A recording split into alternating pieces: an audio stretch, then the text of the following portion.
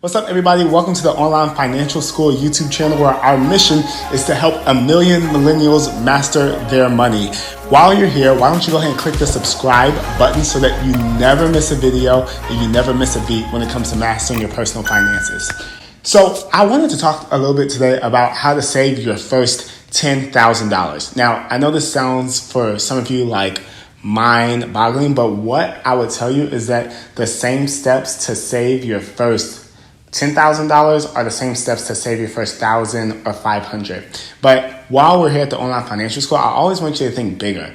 Like, for many people, what's big is your credit score. For many people, what's big is what type of car you drive or what type of clothes you have on. But I want big for you to be the amount of money you got in the bank, like the amount of stacks that you got, so that you like, hey, I'm paying for it cash. Like, I just want that to start becoming your mindset. And so that's why I threw out such a big number, like 10,000 for some of you, because most Americans don't even have $500 to $1,000 saved. And so I want to talk to you guys about what to do in order to be successful in this. And here's where you start. You start by automating things so that way you don't have to make decisions. Now, what this means is you can go to the bank and get a direct deposit form. Some of you can even do this online with your companies, and you can actually have it to where a certain percentage of your money automatically goes to a savings account. Now, what makes this effective is that you don't have to manually do it yourself every time. And it's almost like I don't know what the word would be. It's really objective. It's like, on the 25th, I know I got this much coming out. And what will happen is you'll start seeing that money build and build and build and build up in your savings account. And the more you see, the more motivated you'll become to save even more. So for many people, like, there's a stage between like when you start and when you see that first breakthrough. This happens in fitness. This happens with our money. It happens with just about everything, even like running your own business, where you're starting and you're wondering, man, is this even making a difference? Is this even doing anything? But then, like in your fitness journey, for instance, you see that one little muscle pop up, or in your business, you start getting some consistent clients. And in your finances, when it comes to saving, it's going to be seeing your savings account hit a number that makes you say, whoa, I got a little bit of money in there. And so that is actually what drives a lot of people. And that's how people are able to save so much money, to where now you think to yourself, if I can save $200, well, I mean, I could save $3, right? If I could save $300, well, I can save $7.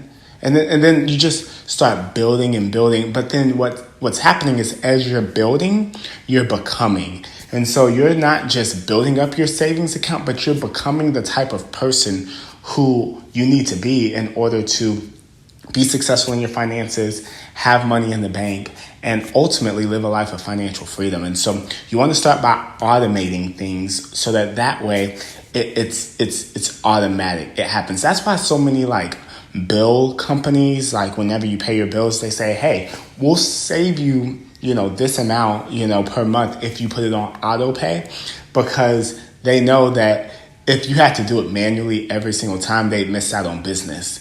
You have to see yourself as your own business. You have to pay yourself first. You have to reward yourself first for working so hard at your job or in your business. Like, the first check you should write after you write your 10% check to God is a check to yourself saying, well done.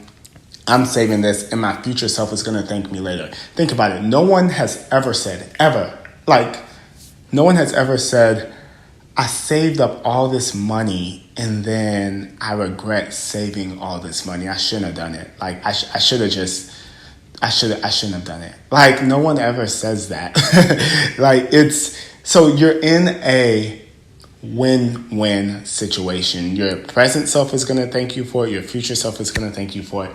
And ultimately, it's going to help you save. And then what I would also do too is take advantage of bigger moments. And so if your family is the type of family that gives gifts for Christmas and birthdays, when they ask, in November, hey, what do y'all want for Christmas? Don't ask for shoes. Don't ask for clothes. Like, ask for cash. Say, hey, can you write this check and go to my bank and deposit it in the savings account?